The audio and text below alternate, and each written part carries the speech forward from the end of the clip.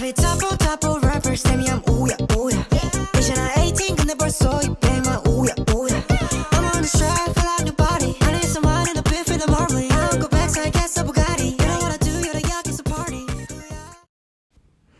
Now, before this video starts, I want to thank Mercium, who is the creator of this project. I got the inspiration, ideas, and mechanism from his videos. If you want an in-depth tutorial or you need more explanations, just go ahead and watch his video. It's great.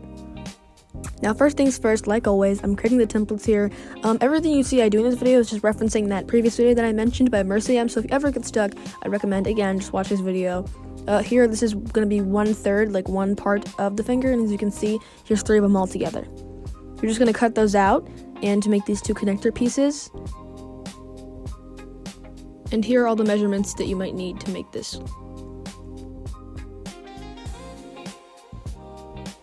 Now obviously we can't make a mechanical arm with just one layer, so I'm going to make a few more layers of these pieces by just tracing them out into bigger layers of cardboard.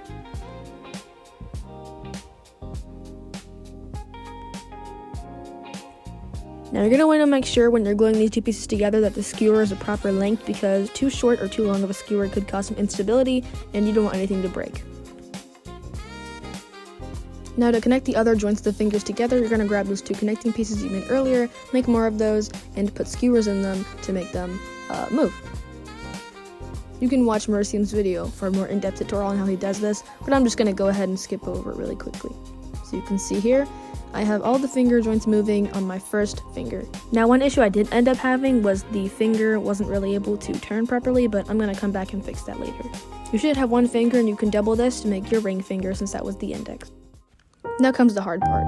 But wait, I think I found a way to make this easier. By far, the most tedious part of this project is shaping and changing the size of each piece individually to make different, fingers. In order to make a pinky finger, for example, you would have to make the bottom piece shorter, and to make a thumb finger, you have to do the same exact thing. To make the middle finger, you have to make the piece longer. That's what I'm doing here. The process of making the other fingers are the same throughout, so you can just rewind this video. But I soon encountered a problem. I wanted to make the connecting pieces silver to make it actually look more like Iron Man, so I had to rip apart everything. But I had a solution for this, and this is how I did it.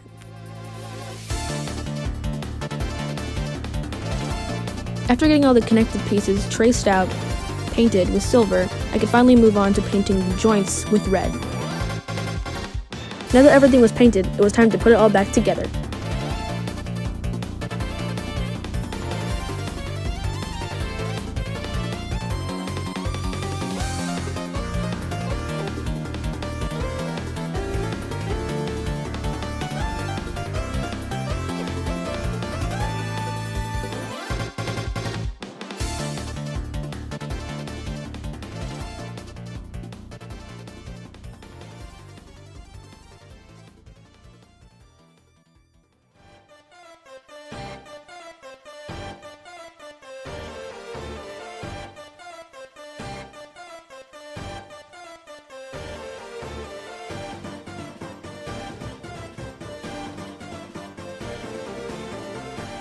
Now, quick side note here, we're going to be tying strings to these fingers to make them move. So in order to stop the bottom piece from breaking, you're going to want to glue it together with the connecting piece, as shown here.